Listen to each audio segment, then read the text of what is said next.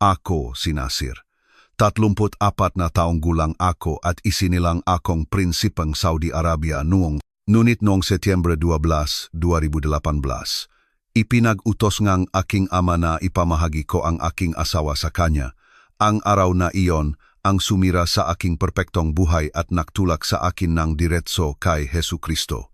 Isinilang ako sa isang mundong pinapangarap lamang ng karamihan. Ang maringal na palasyo ngang hari sa Riyadh ay hindi lamang ang aking tahanan, ito ang aking buong universo. Lahat ay may kalupkop na ginto. May mga alipin na nakaalam ng bawat hiling ko bago ko pa man ito malaman, at kayaman ng tila walang hanggan. Ang aking kabataan ay lumipas sa mga bulwagan na gawa, sa marmol na umaalinggaw sa bawat yapak ko, napapalibutan ng karangyaan na aking inakalay normal lamang. Bawat umaga, gumijizing ako sa mga kumot na seda, kumakain ng almusal na inihanda ng pinakamahuhusay na lutuin sa kaharian at tumatanggap ngang pribadong pagtuturo mula sa mga iskolar na inilaan ang kanilang buhay sa pagtuturo sa mga maharlika. Ngunit kasamang lahat ng pribilehiyong iyon ay dumating ang mga inaasahan na mas mabigat pa kaysa sa anumang korona. Mula nang ako'y makalakad, sinasanay na ako upang maging perpektong prinsipe ng Islam. Hindi mapag-usapan ang 5 beses na pagdarasal sa isang araw. Hindi opsyonal ang pagsasaulong Quran. Ang pag-unawa sa batas ng Sharia ay mahalaga para sa aking magiging tungkulin bilang pinuno. Nilinaw ng aking ama na ako ay kumakatawan hindi lamang sa aming pamilya kundi sa buong kaharian at sa aming pananampalataya. Bawat aksyon ko ay sumasalamin sa dugong maharlika at ang pagkabigo ay hindi isang opsyon. Hinubok ng mga obligasyong panrelihiyon ang bawat aspeto ng aking buhay. Naglaan ako ngang maraming oras bawat araw sa pag-aral ng Islamic jurisprudence kasama ang pinakamarespetong mga imam sa Saudi Arabia. Tinuruan nila ako na ang lubos na pagsunod kay Allah at sa autoridad sa mundo ay iisa at pareho. Ang aking ama bilang hari ay kinatawan ni Allah sa lupa sa aming kaharian. Ang kwestiyonin siya ay ang kwestiyonin ang Diyos mismo. Ang paniniwalang ito ay naging lubhang nakatanim sa aking isipan kaya't hindi ko man lang naisip na hamunin ito hanggang sa kalaunan. Nang tumuntong ako ngang 25, ipinabatid ng aking ama na oras na para ako magpakasal. Sa aming kultura, normal ang isinaayos na kasal, lalo na para sa mamaharlika. Ang mga alyansang pampolitika, koneksyon sa tribo, at dangal ngang pamilya ay lahat ay may papel sa pagpili ngang kop na nobiya. Wala akong inaasahang pag-ibig o romansa, ang kasal ay isang tungkulin, isang responsibilidad na magkaroon ng mga tagapagmana at palakasin ang posisyon ng aming pamilya. Ngunit nang una kong makita ang aking asawa, nagbago ang lahat. Siya ay nakamamanghang ganda, ngunit mayroong higit pa, kumikinang ang talino sa kanyang mamata, at nang siya'y magsalita, narinig ko ang karunungang higit sa kanyang edad. Ang aming kasal ay isang engrandeng okasyon na may libu-libong bisita, mga internasyonal na dignitaryo, at mga seremonya na tumagal ng ilang araw. Gayunpaman, ang sandali na pinakamahalaga sa akin ay nang kami ay sa wakas ay makasama ng mag-isa sa unang pagkakataon. Ang nagsimula bilang isang isinaayos na kasal ay mabilis na namukatkad sa tunay na pag-ibig. Ang aking asawa ay hindi lamang maganda sa panlabas. Taglay niya ang isang pusong dalisay at mabait. Inalagaan niya ang mga alipin na may tunay na pagmamalasakit.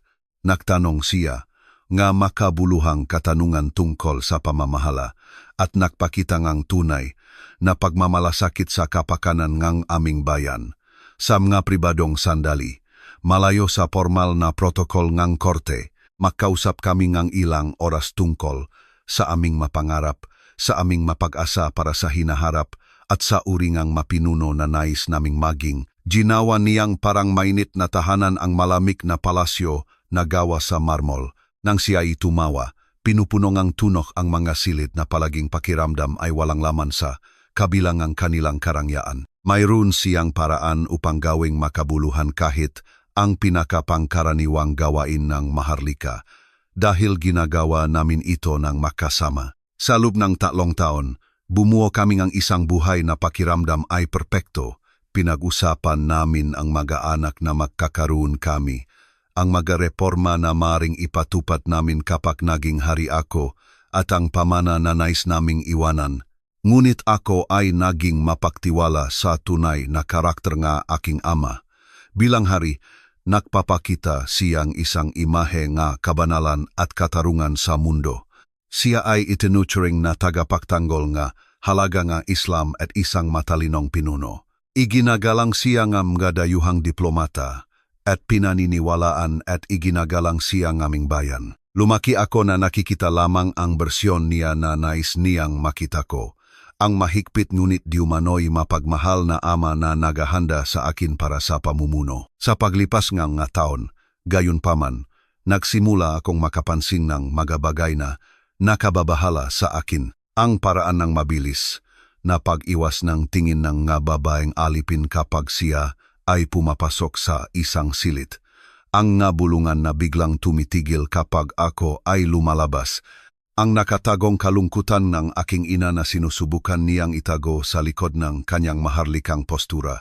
Nalaman ko na ang aking ama ay nagkaroon ng maraming asawa at krida sa paglipas ng mga taon. Madalas labag sa kanilang kalooban at palaging ipinagtatanggol sa pamamagitan kanyang interpretasyon, gambatas ng Islam at ng kanyang ganap na autoridad bilang hari. May mga kuwento, mga bulungan talaga, tungkol sa iba pang miyembro ng pamilya na nawala o pinatahimik ng sila ay sumalungat sa kanya. Mga pinsan na nagtanong sa kanyang mga desisyon at biglang ipinadala sa permanenteng diplomatikong misyon. Isang tiyuhin na nagsalita laban sa isa sa kanyang mapatakaran at namatay sa isang misteryosong aksidente. Sinabi ko sa sarili ko na ito mamatismis lamang sa palasyo, ang urinetisismis na umikot sa anumang sentro ne kapangyarihan. Ngunit sa kaibuturan, nagsisimula akong maunawaan na ang aking ama ay hindi ang taong inakala ko. Hindi siya hinimok ng pananampalataya o katarungan o pag-ibig para sa kanyang pamilya. Siya ay hinimok ng isang walang sawang gana sa kontrol at kapangyarihan. Nakikita niya ang mga tao, kahit ang sarili niyang mga anak, bilang mga piyesa na gagamitin para sa kanyang kapakinabangan. Ang mga prinsipyong Islam na kanyang sinasabing pinaninindigan ay mga kasangkapan lamang na ginagamit niya upang bigyang katwiran ang kanyang mga pagnanasa. Tanungin mo ang iyong sarili, ano ang gagawin mo kung matuklasan mo na ang lahat ng pinaniniwalaan mo tungkol sa isang taong minamahal at iginagalang mo ay isang kasinungalingan? Ang pakaunawang iyon ay dahan-dahang sumisikat sa akin. Ngunit hindi ako handa sa kung gaano kalalim ang pagkasirang aking ama na aabot sa sarili kong buhay. Akala ko na ang aking posisyon bilang kanyang anak at tagapagmana ay poprotekta sa aking asawa at sa akin mula sa kanyang kalupitan. Naniwala ako na ang kaligayahan na natagpuan namin ng makasama ay ligtas mula sa kanyang panghihimasok. Nakamali ako sa lahat. Nagsimula ang Setyembre 12, 2018, tulad ng anumang iba pang araw sa palasyo. Ginawa ko ang aking madasal sa umaga, nagalmusal kasama ang aking asawa, at sinuri ang ilang dokumento na may kaugnayan sa isang bagong proyekto ng infrastruktura. Tanghali, nilapitan akong isang alipin na may mensahe na nais akong makita ng aking ama sa kanyang pribadong silid kaagad. Hindi naman kakaiba ang mga tawag na ganun, kaya't wala akong naisip tungkol dito habang naglalakad ako sa pamilyar na mga silid patungo sa kanyang bahagi ng palasyo. Nang pumasok ako sa kanyang silid, nakaupo ang aking ama sa likod ng kanyang napakalaking mesa. Hindi mabasa ang kanyang ekspresyon. Pinaalis niya ang kanyang tagapayo sa isang kumpas ng kanyang kamay at kami ay naiwan ng mag-isa. Ang katahimikan ay humaba nang hindi comfortable bago siya sa wakas nagsalita. Ang kanyang salita ay tumama sa akin tulad ng isang pisikal na suntok. Sinabi niya sa akin, sa kaparehong tono na mari niyang gamitin upang talakayin ang lagay ng panahon, na nagpasya siyang ang aking asawa ay magiging kanyang kerida. Kailangan siyang lumipat sa kanyang magasilid sa lubngang 1 linggo at paglingkuran siya ayon sa kanyang nais. Tumayo ako roon na lubos na nabigla, hindi maunawaan ang aking narinig. Ito ang aking ama, ang aking hari, ang taong aking iginagalang at sinusunod sa buong buhay ko. Tiyak na sinusubukan niya ako o nagsasalita siya ng hipotetikal tungkol sa isang sitwasyong pampolitika. Ngunit nang tumingin ako sa kanyang mga mata, nakita ko lamang ang malamig na determinasyon. Lubos siyang seryoso. Nang subukan kong magprotesta upang ipaalala sa kanya na siya ang aking asawa, pinutol niya ako sa isang matinding tawa. Binanggit niya ang mga talata mula sa Quran tungkol sa autoridad ng isang ama sa kanyang sambahayan at ay pinaalala sa akin na bilang hari, ang kanyang salita ay batas. Sinabi niya sa akin na ang Islamic jurisprudence ay nagbibigay sa kanya ng karapatang gawin ang anumang sa tingin niya ay kinakailangan para sa kabutihan ng kaharian, at na ang aking personal na damdamin ay walang saysay. Maganda at matalino ang aking asawa, aniya, at nais niya ito para sa kanyang sarili. Ang silid ay tila umikot sa paligid ko. Nais kong sumigaw, suntukin siya, humingi ng katarungan, ngunit alam kong anumang senyales ng paghihimaksik ay magre-resulta sa agarang pagkakulong o kamatayan. Sa Saudi Arabia, ang pagamon sa autoridad ng hari ay pagtataksil at ang pagiging kanyang anak ay hindi makakaprotekta sa akin mula sa mga kahihinatnan. Nakita ko na ang nangyari sa iba na sumalungat sa kanya sila ay naglaho lamang. Tinanong ko siya kung paano niya may tatama ang ganoong aksyon sa ilalim ng batas ng Islam, kumakapit sa anumang argumento na maaring magpabago sa kanyang isip. Malamig siyang ngumiti at ipinaliwanag na dahil siya ang pinakamataas na autoridad sa relihiyon sa aming kaharian, ang kanyang interpretasyon ng batas ng Islam ay pinal. Binanggit niya ang mga makasaysayang halimbawa ng mga kalipa at hari na kumuha nga mga asawa mula sa kanilang mga subordinate kapag ito ay nagsilbi sa kanilang layunin. Ipinaalala sa akin na ang mismong Propeta Muhammad ay pinakasalan ang diborsyadong asawa ng kanyang kinupkop na anak na nagpapatunay na ang mga relasyon sa pamilya ay maaring ayusin kapag nilub ito ni Allah.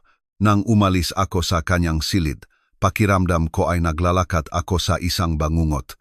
Paano ko sasabihin sa aking asawa na ang taong dapat na magprotekta sa aming pamilya ay wawasakin ito? Paano ko ipapaliwanag na ang aming 3 taon ng kaligayahan ay walang kabuluhan sa kanya? Nakita ko siya sa aming pribadong hardin, nagbabasa ng libro at nag-enjoy sa hapon na sinag ng araw. Tumingin siya sa akin na may pag-ibig at pagtitiwala kaya't muntik na akong bumigay doon mismo. Sinabi ko sa kanya ang lahat at nakita ko ang paglaho ng kulay sa kanyang mukha habang niyayakap niya ang katotohanan ng aming sitwasyon. Tinanong niya kung mayroon kaming magagawa, anumang apela, anumang ruta ang pagtakas na magagamit namin. Kinailangan kong sabihin sa kanya ang katotohanan na nahihirapan pa rin akong tanggapin sa sarili ko. Kami ay nakulong, hawak ng aking ama ang ganap na kapangyarihan at wala kaming pagpipilian kundi sumunod o harapin ang kamatayan. Ang sumunod na ilang araw, ang pinakamahaba sa aking buhay. Lumipat ang aking asawa sa isang silid panauhin habang pareho kaming nagtatangkang maghanda ng mental para sa darating. Halos hindi kami nag-usap dahil bawat usapan ay bumabalik sa aming imposibleng sitwasyon. Tahimik siyang umiyak kapag akala niya ay hindi ako nakatingin at ako naman ay nagising sa gabi. Nagpaplano ng detalyadong mga senaryo ng paghihiganti na alam kong hindi ko kailanman may sasagawa. Ibinuhos ko ang aking sarili sa mga dasal nga Islam na may matinding pagkabahala, nagmamakaawa kay Allah na mamagitan at pigilan ang kawalang katarungang ito. Naglaan ako nga oras sa moske, nagpapatira pa at nagbabasa ng bawat talata na aking naalala tungkol sa katarungan at proteksyon ng mga inosente. Kumonsulta ako sa ilang imam, maingat na inilalarawan ang aming sitwasyon sa hipotetikal na termino. Umaasang bibigyan nila akong ilang argumento sa relihiyon na magagamit ko laban sa aking ama. Sa halip bawat imam na aking kinausap ay kinumpirma ang autoridad ng aking ama. Ipinaliwanag nila na ang mga pinuno sa lupa ay itinalaga ni Allah at ang pagtatanong sa kanilang mga desisyon ay katumbas ngang pagtatanong sa kalooban ngang Diyos. Isang matandang imam ang nagsabi sa akin na kung minsan ay sinusubukan ni Allah ang ating pananampalataya sa pamamagitan ng pagpapahintulot na mangyari ang mahihirap na bagay at ang aming trabaho ay sumuko at magtiwala na alam niya ang pinakamabuti. Iminungkahi ng isa pa na marahil ang aking pagkakabit sa aking asawa ay masyadong malakas at ang pagsubok na ito ay makakatulong sa akin na mas ganap na maktuon sa aking mga tungkulin sa relihiyon. Ang mausapang ito ay nag-iwan sa akin ng pakiramdam na mas nawawalan ng pag-asa kaysa dati. Ang mismong pananampalataya na aking kinagisnan ay ginagamit upang bigyang katwiran ang pagkasira ng aking pamilya. Bawat dasal na aking inialay ay tila tumatalbog sa kisame at bumabalik ng walang sagot. Ang aral ng Islam na dapat sana ay nagbibigay ng ginhawa at gabay ay pakiramdam ay walang laman at walang saysay kapag inilapat sa aking totoong sitwasyon. Isang linggo matapos ang anunsyo ng aking ama, lumipat ang aking asawa sa kanyang silid. Napilitan akong panatilihin ang normal na hitsura. Dumalo sa mga function ng estado at gampanan ang aking matungkulin bilang prinsipa habang ang aking mundo ay bumabagsak sa paligid ko. Ang makawani nga palasyo na naglingkod sa aming pamilya sa lubngang maraming taon ay tumitingin sa akin ng may awa na sinusubukan nilang itago. Ang ilan ay tila sumasang-ayon, tumatango ng may alam na tila ito ay ang natural na kaayusan ng mga bagay. Tingnan mo ang iyong puso ngayon at isipin na kailangan mong ngumiti at makipag-usap ng magalang habang ang taong pinakamamahal mo ay sistematikong sinisira ng isang taong lubos mong pinagkakatiwalaan. Bawat gabi ay nakikita ko ang nasisiyahang ekspresyon ng aking ama sa hapunan. Alam ang kanyang kinukuha sa akin ng pribado. Bawat umaga ay nakikita ko ang sulyap ng aking asawa sa mga pasilyo. Pinapanot siyang unti-unting lumalalim sa pagkalumbay at pagkasira sa bawat lumilipas na araw. Ang magadasal nga Islam na dating nagbibigay nga istruktura at kahulugan sa aking buhay ay naging walang laman na ritual. Ginawa ko ang magalaw dahil ang pagtigil ay magdudulot ng hinala, ngunit wala akong naramdaman. Ang Diyos na aking sinamba sa buong buhay ko ay tila walang kapangyarihan upang tulungan kami o ganap na walang malasakit sa aming pagdurusa. Pagkatapos ng magabuan ng desperadong dasal at konsultasyon sa mga autoridad sa relihiyon, napilitan akong tanggapin ang isang nakakatakot na katotohanan. Walang sagot ang Islam sa aking sitwasyon maliban sa pagsuko sa kawalang katarungan. Pagkatapos ng magabuan ng panonood sa aking asawa na tahimik na nagdurusa at walang nakukuhang sagot mula sa mga dasal ng Islam, umabot ako sa punto ng ganap na kawalan ng pag-asa.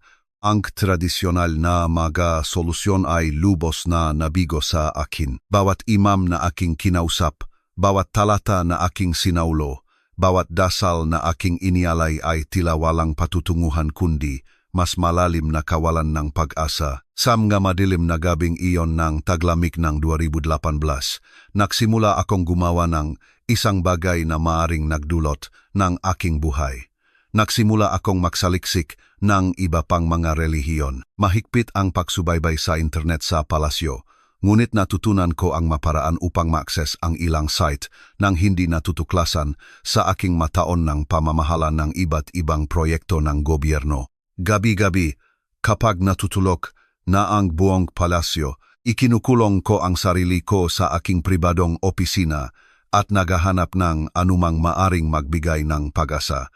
Nagbasa ako tungkol sa Budismo, Hinduismo, Judaismo, at iba't ibang sistemang pilosopikal. Ngunit wala akong nakitang bumagay sa akin hanggang sa matuklasan ko ang mga Kristiyanong website. Ang unang bagay na nakatawag ng aking pansin tungkol sa Kristyanismo ay kung gaano kakaiba si Jesus mula sa bawat relihiyosong figura na aking pinag-aralan. Sa Islam, tinuruan kami na si Jesus ay isang propeta. Ngunit kakaunti ang nalalaman namin tungkol sa kanyang aktwal na mga turo o personalidad. Habang binabasa ko ang maebanghelyo sa unang pagkakataon, namangha ako sa kwento pagkatapos ng kwento ni Jesus na nagtatanggol sa mainaapi. Nagpoprotekta sa makababayhan mula sa pang-aabuso at tumatayo laban sa mga tiwaling pinunong relihiyon.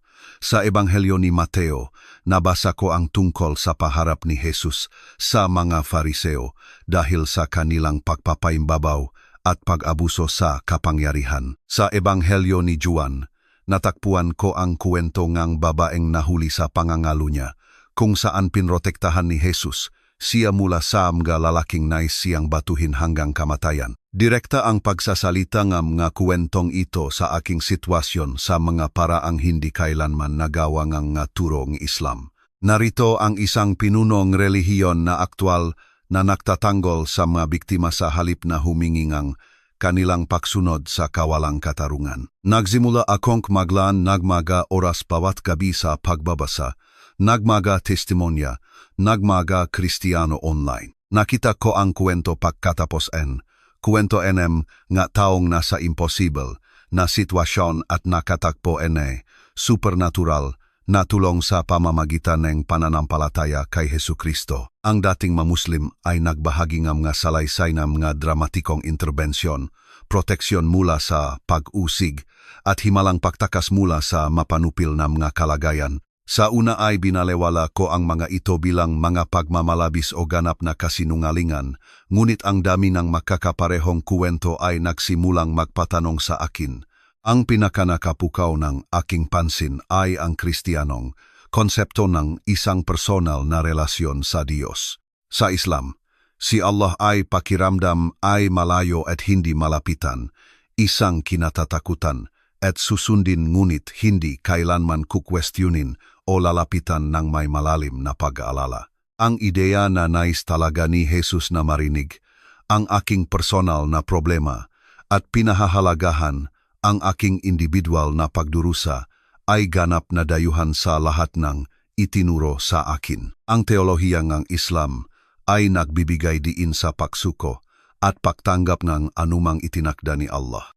Ngunit tila hinihikayat ng Kristyanismo ang mga mananampalataya na dalhin ang kanilang mga kahilingan at maging ang kanilang mga reklamo ng direkta sa Diyos.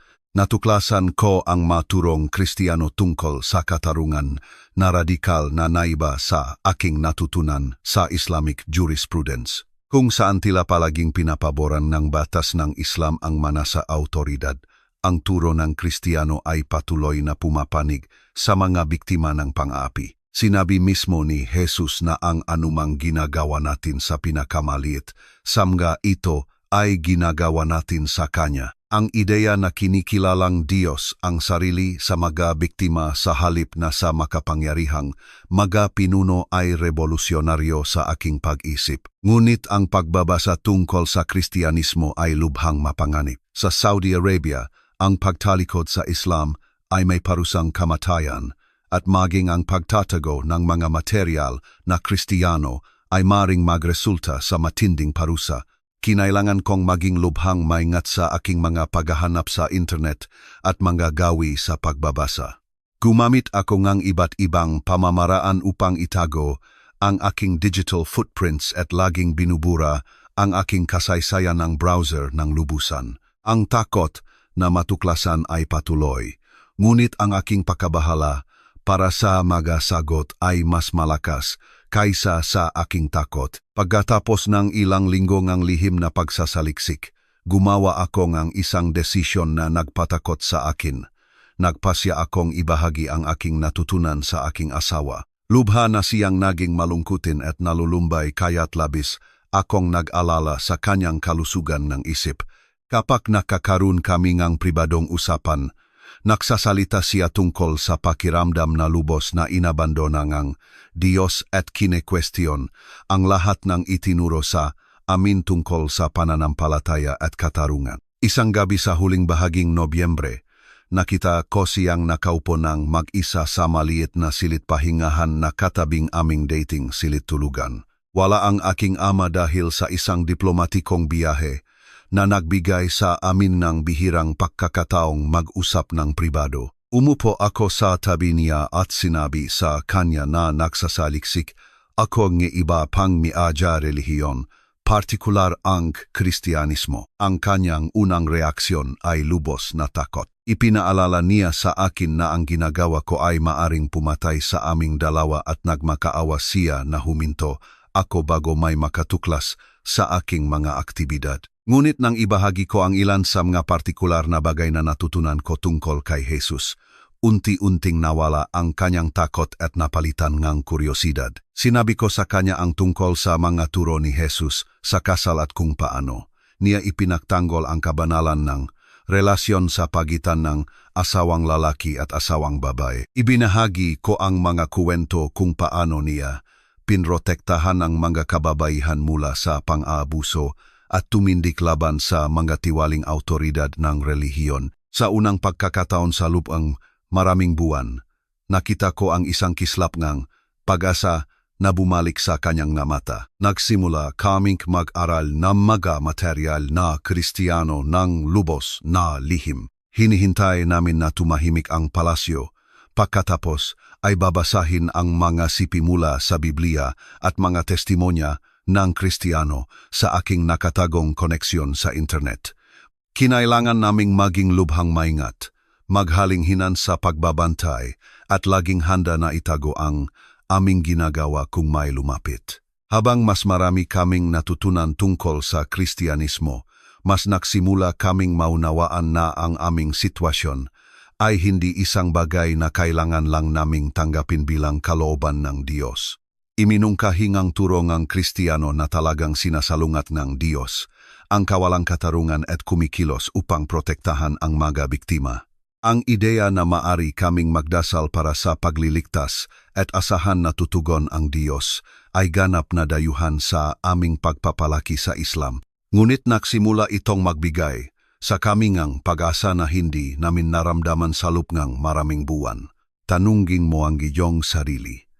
Naging desperado ka na ba na handa kang gisugal ang lahat para sa posibilidad man lamang na pag-asa? Iyan ang aming kinalalagyan habang mas lalo kaming sumasalo sa pananampalatayang Kristiyano. Alam namin na ang aming ginagawa ay lubhang mapanganib, ngunit alam din namin na ang patuloy na pamumuhay sa aming kasalukuyang sitwasyon ay dahan-dahang sumisira sa aming dalawa. Malapit na naming matuklasan na ang ilang panganib ay karapat-dapat isugal kapag sila ay naghahatid sa katotohanan. Pagsapit ngang Disyembre 2018, mahigit isang buwan na kaming lihim na nag-aral ng mga material na Kristiyano ng aking asawa. Nakabasa kami ngang dimabilang na testimonya nga Muslim na nakatakpo kay Hesukristo at nakaranas ngang mahimalang interbensyon sa kanilang buhay. Pinunong pag-asa ang mga kuwentong ito sa amin ngunit nahihirapan pa rin kami sa lawak ng kung ano ang ibig sabihin ng aktwal na manalangin kay Jesus. Sa turong Islam, ang pagtawag sa sinuman maliban kay Allah ay syirk ang kasalanang hindi mapapatawad. Pareho kaming alam na ang aming inisip ay maaring magtulak sa amin sa walang hanggang kapahamakan ayon sa lahat ng itinuro sa amin sa buong buhay namin. Ngunit ang aming sitwasyon ay naging hindi na matitiis. Ang pagtratong aking ama sa aking asawa ay lumala sa bawat araw. Bumabalik siya sa aming maikling lihim na pagpupulong na may mga bagong pasa na sinusubukan niyang itago, at ang kanyang espiritu ay sistematikong sinisira. Nakita ko siyang pumapayat, nawawalan ng pag-asa, nawawalan ng mismong esensya ng kung sino siya. Ang masigla at matalinong babae na aking pinakasalan ay unti-unting naglalaho sa harap ng aking mga mata at pakiramdam ko ay lubos. Akong walang kapangyarihan upang protektahan siya. Ang sukdulang pagkabigo ay dumating noong Oktubre 3, 2018. Ang aking asawa ay halos 3 linggo nang kasama nga aking ama sa puntong iyon. At dumating siya sa akin ng gabing iyon na mas wasak kaysa sa nakita ko sa kanya. Halos hindi siya makapagsalita, ngunit sa pamamagitan ng kanyang maluha ay nagawa niyang sabihin sa akin na hindi niya akalain na makakaya pa niya ng matagal. Sinabi niya na patuloy siyang nagdarasal kay Allah. Nagmamakaawa na bigyan siya ng kamatayan upang mapalaya mula sa pahirap, ngunit kahit ang awa na iyon ay ipinagkakait. Nang gabing iyon, pagkatapos niyang bumalik sa silid ng aking ama, natagpuan ko ang aking sarili na nag-isa sa aking pagkabahala. Sinubukan ko ang lahat sa loob ng aking pananampalatayang Islam. Kumonsulta ako sa pinakamatalinong maiskolar nga relihiyon sa kaharian. Gumawa ako ng karagdagang dasal, nagbigay ng mas maraming kawanggawa at humingi ng espiritual na patnubay mula sa bawat magagamit na pinakmulan. Walang gumana. Sa katunayan, lumala pa ang aking sitwasyon. Lumuhod ako sa aking prayer rook tulad ng libu-libong beses ko nang ginawa. Ngunit sa pagkakataong ito ay hindi ako nakaharap sa Mecca. Sa halip, nakita ko ang aking sarili na nakatingala sa langit, patungo sa isang Diyos na hindi ko panggasigurado kung umiral. 3:00 ng madaling araw, sa dilim ng aking silid, binikas ko ang masalita na hindi ko inakalang lalabas sa aking labi. Sinabi ko, Jesus, kung ikaw ay totoo, at kung talagang pinapahalagahan mo ang katarungan tulad ng sinasabi ng Biblia, mangyaring tulungan mo kami. Sa sandaling binikas ko ang masalitang iyon, naramdaman ko ang isang bagay na hindi ko kailanman naranasan sa lahat ng aking taon ng pagdarasal sa Islam. Hindi ito dramatiko o nakakapanibago, ngunit ito ay hindi mapagkakamalan. Naramdaman kong pinakinggan ako. Sa unang pagkakataon sa mga buwan ng desperadong dasal, mayroon akong malinaw na impresyon na may isang taong nakikinig sa akin. Patuloy akong nagdasal. Sinasabi kay Jesus ang tungkol sa aming sitwasyon, tungkol sa pagdurusa ng aking asawa, tungkol sa aking ganap na kawalan ng kakayahang protektahan siya. Natagpuan ko ang aking sarili na nagtatapat na mga kasalanan na hindi ko kailanman kinilala noon. Inamin ko na naging mapagmataas ako, na minamalit ko ang mataong mas mababa sa aking antas panlipunan, na naging kasabwat ako sa mga sistema na nangapi sa iba. Sinabi ko kay Jesus na kung handa siyang iligtas kami mula sa sitwasyong ito, ibibigay ko sa kanya ang buong buhay ko. Ipinangako ko na paglilingkuran namin siya anuman ang kapalit, kahit na nangangahulugan ito ngang pagtalikod sa aming mga posisyon sa maharlika at kayamanan. Habang ako ay nagdarasal, naramdaman ko ang isang hindi kapanipaniwalang kapayapaan na nagsimulang pumalit sa pagkabalisa at galit na bumalot sa akin sa loob ng maraming buwan. Hindi dahil nagbago ang aking kalagayan, kundi may nagbago sa loob ko. Hindi na ako nakaramdam ng pag-isa sa laban na ito. Naramdaman ko na ang malalakas na puwersa ay kasama na namin, mga puwersa na hindi kayang abutin ng makalupang autoridad ng aking ama. Kinabukasan, sabik akong naghintay ngang pagkakataong makipag-usap ng pribado sa aking asawa. Nang sa wakas ay nabigyan ako ngang pagkakataong sabihin sa kanya ang tungkol sa aking karanasan sa pagdarasal. Nagulat ako sa kanyang reaksyon. Sa halip na takot na aking inaasahan, nakita ko ang ginhawa sa kanyang nga mata. Sinabi niya sa akin na mayroon din siyang katulad na mga iniisip tungkol sa pagtawag kay Jesus, ngunit masyado siyang natatakot upang gawin ito. Sinabi niya na sa pinakamadilim na sandali kasama ang aking ama, naramdaman niya ang kanyang sarili na tahimik na humihiyaw para tulungan siya ni Jesus, kahit na hindi niya naunawaan kung bakit. Nang hapong iyon, nagdasal kami ng makasama sa unang pagkakataon bilang mga nanampalataya kay Hesukristo. Lumuhod kami ng makasama sa aming dating silid-tulugan at ganap na isinuko ang aming buhay sa Kanya. Hiniling namin kay Jesus na patawarin ang aming kasalanan, iligtas ang aming kaluluwa, at iligtas kami mula sa imposibleng sitwasyon na aming kinakaharap. Sinabi namin sa Kanya na nais naming maging Kanya anuman ang halaga. Ang pagbabago sa aming dalawa ay agarang at dramatiko. Ang kawalan ng pag-asa na bumalot sa aming mga usapan sa loob ng maraming buwan ay napalitan ng isang tahimik na kumpiyansa na kumikilos ang Diyos para sa amin. Hindi pa rin namin alam kung paano o kailan, ngunit mayroon kaming lubos na katiyakan na ang aming madasal ay narinig at sasagutin. Nagsimula kaming magbasa ng Biblia ng lantaran sa aming mga pribadong sandali, hindi na lamang dahil sa kuryosidad, kundi dahil sa tunay na uhaw na maunawaan ang aming bagong pananampalataya. Sa mga sumunod na araw, pareho naming naranasan ang kalaunan ay natutunan naming tinatawag ng nga Kristiyano na kapayapaang lumalampas sa pangunawa. Sa kabilang ang pananatili nga aming panlabas na kalagayan, hindi na kami kinain ng pagkabalisa at pagkabahala. Inilagay namin ang aming sitwasyon sa makamay ngang isang mas makapangyarihan pa kaysa sa haringang Saudi Arabia. Nagsimula rin kaming makatanggap ng tila banal na gabay tungkol sa mga praktikal na usapin mga ideya ang pumasok sa aming isipan tungkol sa marutang paktakas, tungkol sa mataong maaring tumulong sa kami, tungkol sa tiempo at mga mapakukunan na hindi pa namin naisip noon. Para bang binuksan ang aming mga isip upang makita ang mga posibilidad na laging naroon ngunit hindi namin nakikita noon. Tingnan mo ang iyong puso ngayon at alalahanin ang isang pagkakataon kung kailan kalubos na nalulula sa mga kalagayang lampas sa iyong kontrol. Ang pakiramdam ngang kawalan ng pag-asa na iyon ang aming kinabuhayan sa loob ngang maraming buwan.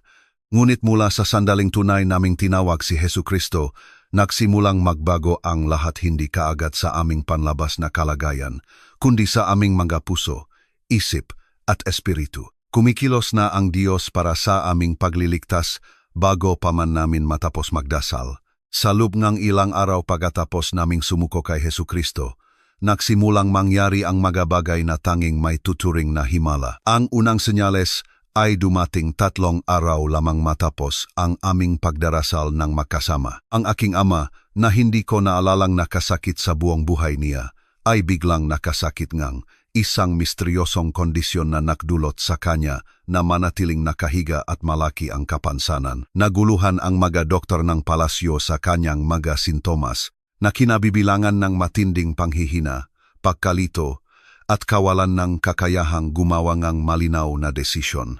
Ang sakit na ito ay hindi nakamamatay, ngunit sapat itong nagpapahina upang hindi na niya mapanatili ang kanyang normal na antas ngang kontrol sama usapin ng palasyo. Sa unang pagkakataon sa loob ng maraming buwan, nakabalik ang aking asawa sa aming silid dahil sa labis na kahinaan ng aking ama upang ipatawag siya. Ang ginhawa sa kanyang mukha nang dumaan siya sa aming pinto ay isang bagay na hindi ko malilimutan. Pareho naming agad na naunawaan na hindi ito nakataon lamang gumagawa ang puwang ang Diyos para makaplano kami ngang aming pagtakas. Sa panahon ngang sakit ng aking ama, nagsimulang lumabas ang iba pang mga pangyayari na tila inorkestra ng isang hindi nakikitang kamay. Ang ma-internasyonal na organisasyon ng karapatang pantao na medyo tahimik tungkol sa makapanlob na usapin ngang Saudi Arabia ay biglang nagsimulang magtuon ng pansin sa pagtrato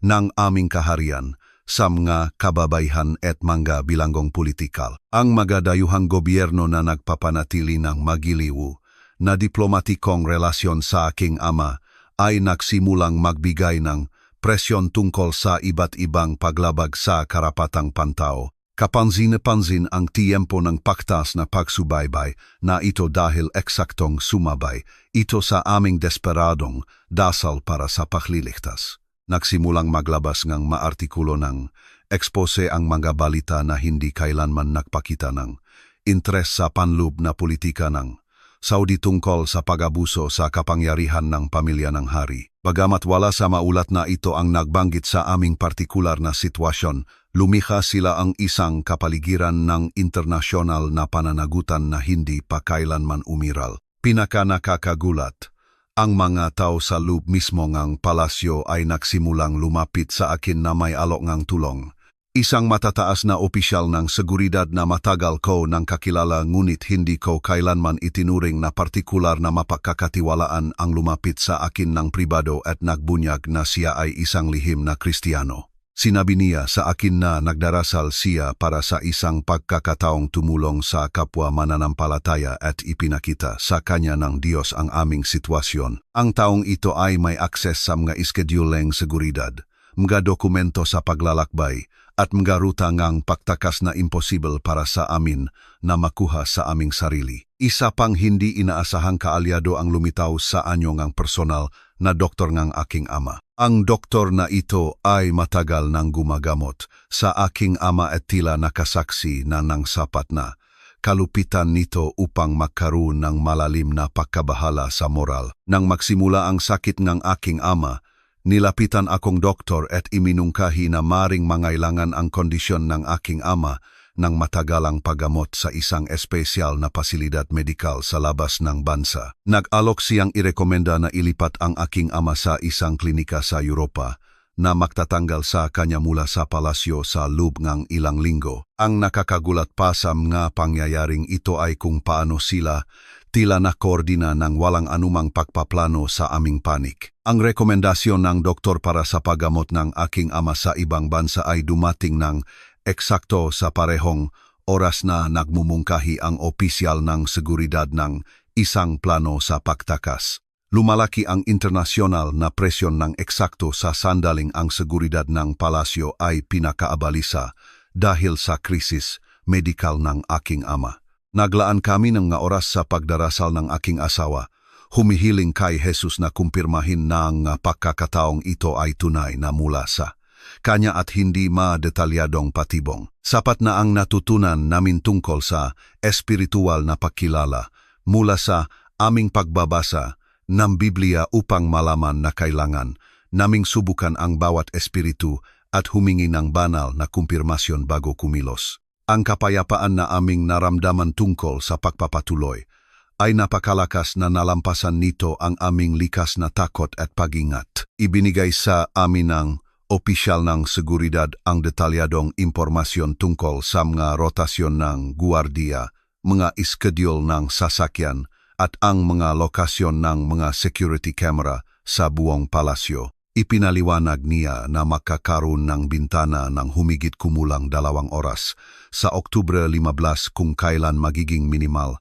ang seguridad dahil sa pagbabago ng shift na sumabay sa naka-iskedyul na pag-alis ng aking ama para sa medikal na paggamot. Sa loob ng bintanang ito, maaari niyang ayusin na umalis kami sa Bakuran Nege Palasyo nang hindi natutuklasan. Sinimulan ng doktor ang paghahanda ng dokumentasyon na susuporta sa aming mga-claim sa asilum sa mga bansang kanluranin. Lihim niyang pinagsama-sama ang medikal na ebidensya ng mga pinsala at psikolohikal na trauma ng aking asawa, kasama ang mga pahayang saksi mula sa mga kawani na nakasaksi sa mapang-abusong pag-ugali ng aking ama. Mahalaga ang dokumentasyong ito para sa pagtatatag na aming kredibilidad sa mga internasyonal na autoridad. Samantala, ang Kristiyanong opisyal na seguridad ay gumagawa na mga kaayusan para sa aming transportasyon at paunang ligtas na paglalakbay. Mayroon siyang koneksyon sa loob ng isang network ng mga mananampalataya na tumutulong sa mga pinag-usig na Kristiyano na makatakas mula sa mapanupil na sitwasyon sa buong gitnang silangan. Ang mga taong ito ay handang isapalaran ang kanilang sariling kaligtasan upang matulungan kaming makarating sa isang bansa kung saan maaari kaming humingi ng political asylum. Sa umaga ng Oktubre 19, nagsama-sama ang lahat ng may katumpakan na tanging may tuturing na supernatural. Inilipat ang aking ama sa pasilidad medikal ng eksakto ayon sa schedule.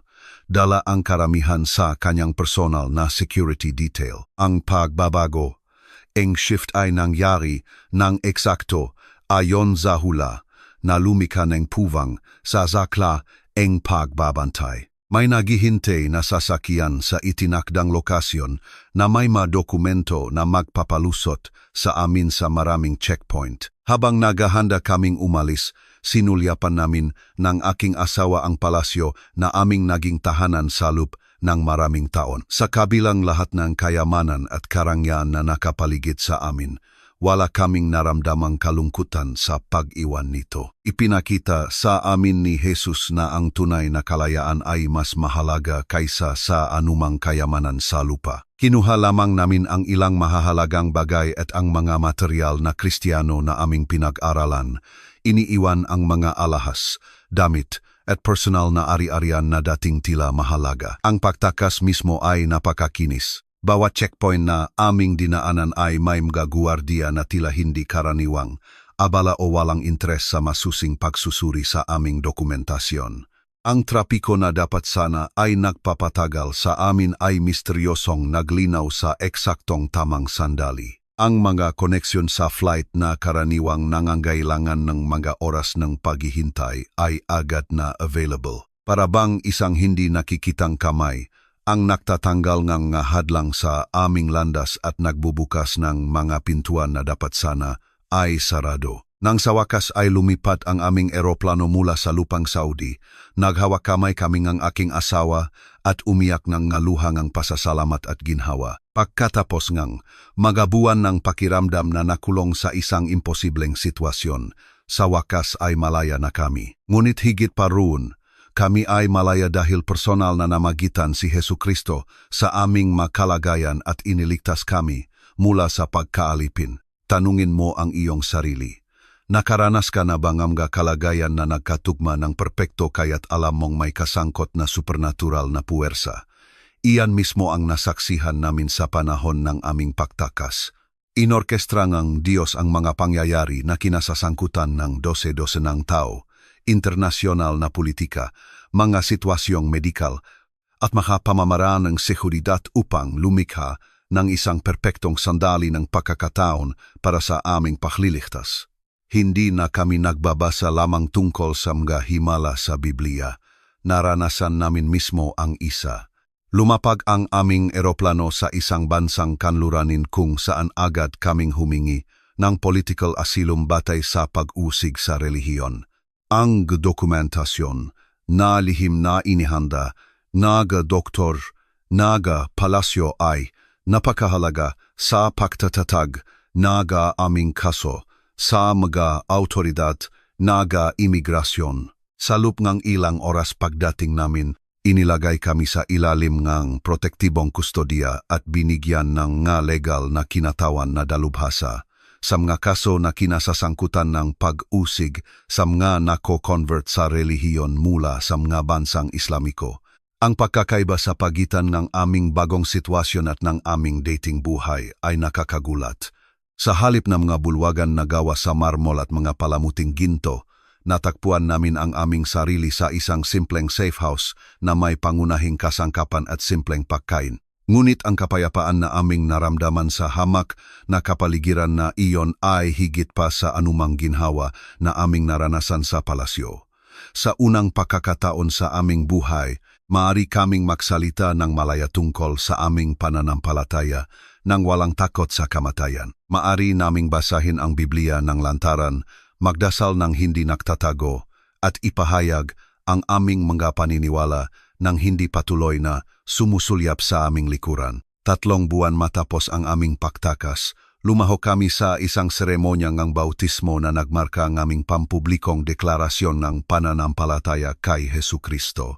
Nakatayo sa simbahan na iyon, napapalibutan nga mananampalataya na tinanggap kami ng walang paghuhusga o pag-aalinlangan. Naramdaman ko ang pagkawala ng bigat ng aking dating, pagkakakilanlan bilang isang prinsipeng Saudi.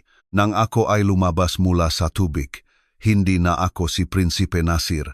Ako ay simpleng anak ng Diyos, pantay sa kanyang mamata sa bawat tao na isinuko ang kanilang buhay kay Hesukristo. Ang pagbabago ng aking azaba ay mas dramatiko kaysa sa akin. Ang wasak at takot na babae na nagtiis ng mga buwan ng pang-abuso ay nagsimulang mamukatkat muli habang nararanasan niya ang nakagagaling na pag-ibig ni Kristo.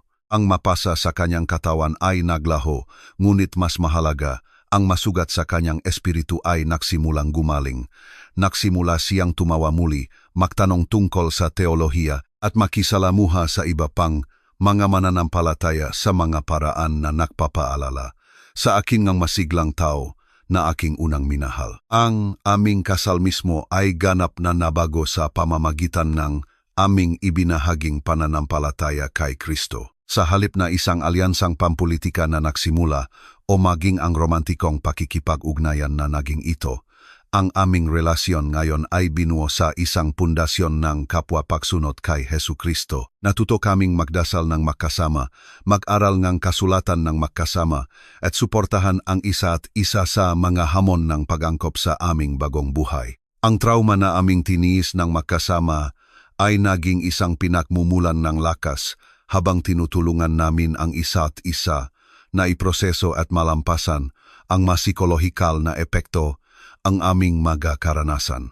Ngunit ang aming bagong buhay ay hindi walang hamon. Sa loob ng ilang linggo pagkatapos ng aming pampublikong bautismo, nagsimulang dumating ang ngabanta ng kamatayan mula sa mga grupong ekstremistang Islamiko na itinuturing kaming nga apostata na karapat-dapat sa pagpatay. Gumawa ngang maraming pagtatangka ang mga serbisyong intelligence gang Saudi upang mahanap kami at bigyang ngang presyon ang aming host country na i-extradite kami pabalik sa kaharian. Kinailangan naming baguhin ang aming mga pangalan, baguhin ang aming mga hitsura, at madalas na lumipat upang manatiling nangunguna sa manais na patahimikin ang aming testimonya. Ang pagkawala ng aming kayamanan at katayuan sa mundo ay sa una mahirap iangkop.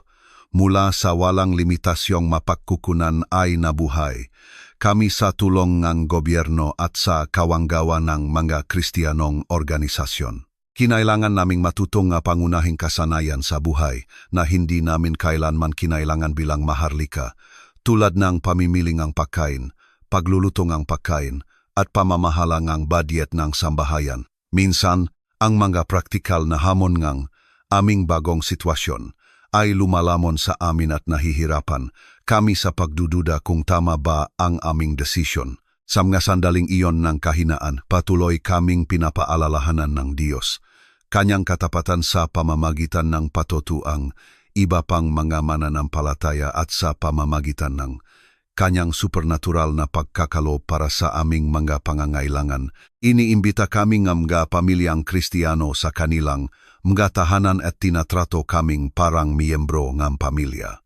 Nangungulekta ang nga simbahan ng mga espesyal na abuloy upang makatulong sa aming mga gastusin sa pamumuhay. Ang ganap na estranghero ay lumalapit sa amin matapos marinig ang aming kwento at nag-aalok ng praktikal na tulong o simpleng magasalitang paghihikayat na dumating sa eksaktong tamang sandali. Habang kami ay lumalakas sa aming pananampalataya at mas nagiging comfortable sa aming bagong kapaligiran, nagsimulang ipakitang Diyos ang kanyang layunin para sa aming mga karanasan. Nagsimula kaming makatanggap ng mga imbitasyon upang ibahagi ang aming testimonya sa mga simbahan, Kristiyanong kumperensya at mga organisasyon ng karapatang pantaw.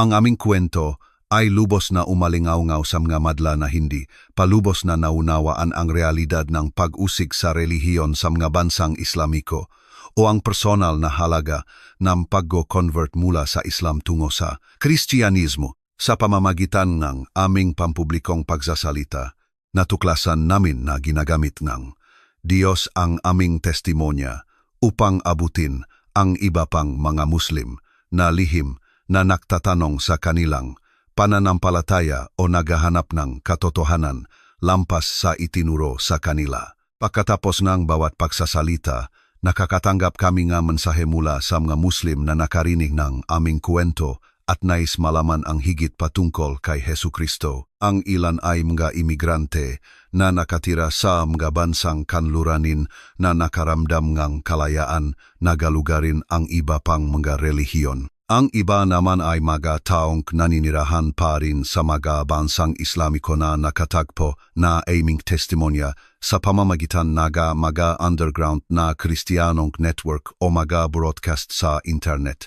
Ang pinakanakakagulat na tugon ay nakmula sa loob mismo ang Saudi Arabia. Sa pamamagitan ng mga secure na channel ng komunikasyon, nalaman namin na ang aming pagtakas at pagko-convert ay naging kilala sa ilang mga grupo sa loob ng kaharian. Ang mga lihim na Kristiyanong mananampalataya na hindi namin alam na umiiral sa panahon namin sa palasyo ay lumapit upang magpasalamat sa aming tapang at ibahagi ang kanilang sariling mga kuwento ng nakatagong pananampalataya. Ang aming pampublikong testimonya ay nagbigay sa kanila ng pag-asa na posibleng lantad na pananampalatayang Kristiyano kahit para sa mga tao mula sa kanilang kultural na background. Nagsimula rin kaming makipagtulungan sa mga internasyonal na organisasyon na nakatuon sa pagtulong sa mga pinag-usig na Kristiyano na makatakas mula sa mapanupil na sitwasyon. Ang aming karanasan sa pagnavigate sa proseso ng asilum at pag-angkop sa buhay sa isang bagong bansa ay nagbigay sa amin ng kwalifikasyon upang magpayo at magpatnubay sa iba pang mga refugi na tumatakas sa pag-usig sa relihiyon. Mayroong isang natatanging kapangyarihan sa pagtanggap ng tulong mula sa isang taong dumaan sa parehong mahirap na landas at nagtagumpay sa kabilang panik. Ang aming ministeryo ay lumawak upang isama ang suporta para sa mga underground na kilusang Kristiyano sa mga bansang Islamiko. Tumulong kami sa pagpopondo sa pagsasalin at pamamahagi ng material na Kristiyano sa Arabic at iba pang mawika sa gitnang silangan. Suportado namin ang mga safe house at mga network ng pagtakas para sa mga mananampalataya na humaharap sa pag-usig na katulad ng aming naranasan. Ang aming mga koneksyon sa maharlika at kaalaman sa kultura ay napatunayang mahalaga sa pag-unawa sa mga partikular na hamon na kinakaharap ng mga nagko-convert sa iba't ibang lipunang Islamiko. Ngayon, 5 taon matapos ang aming pagtakas, makikita namin ang malinaw na kamay ng Diyos sa pag-orkestra ng bawat aspeto ng aming paglalakbay. Ang tila pinakamasamang pagtataksil na maisip ay naging katalista para sa pagtuklas ng pinakadakilang katotohanan na possible. Ang kalupitan ng aking ama na nilayon upang wasakin kami ay aktwal na nagtulak sa amin upang makahanap ng kaligtasan kay Hesukristo. Ang pagdurusa na halos sumira sa amin ay naging pundasyon para sa isang ministeryo na nakahipo daan-daang buhay sa buong gitnang silangan at higit pa, tinatanong kita, tulad ng isang taong nawalan ng lahat ng makalupang bagay at nakamit ng lahat ng walang hanggan, ano ang sitwasyon sa iyong buhay na tila walang pag-asa ngayon? Anong kawalang katarungan ang kinakaharap mo na tila masyadong malaki para sa anumang solusyon ng tao? Ang parehong Jesus na nagligtas sa isang prinsipeng Saudi at kanyang asawa mula sa imposibleng magakalagayan ay magagamit mo ngayon. Tingnan mo ang iyong puso ngayon at tanungin ang iyong sarili kung handa ka bang isuko ang kontrol ng iyong buhay sa isang taong higit na nagmamahal sa iyo kaysa sa iyong maisip, si Hesukristo. Hindi kami iniligtas ni Hesukristo dahil sapat kami o karapat-dapat kami sa pagliligtas. Iniligtas niya kami dahil siya ay mabuti at dahil siya ay dalubhasa sa mga imposibleng sitwasyon. Kung handa kang maranasan ang parehong pagbabago na nagpabago sa amin mula sa mga wasak na biktima tungo sa mga mananampalatayang nagtagumpay, idasal ang dasal na ito kasama ko ngayon. Jesus, kinikilala ko na ako ay isang makasalanan na nangangailangan ng kaligtasan. Naniniwala ako na namatay ka sa krus para sa aking mga kasalanan at muling nabuhay upang bigyan ako ng buhay na walang hanggan. Isinusuko ko ang aking buhay sa iyo at hinihiling kong ikaw ang maging aking Panginoon at tagapagligtas. Patawarin mo po ang aking makasalanan at gawin akong isang bagong nilalang. Nagtitiwala ako sa iyo. Nagabayan ang aking buhay mula ngayon. Mula sa palasyong ang pakaalipin patungo sa kaharian ng langit. Ito ang ginawa ni Hesukristo para sa amin.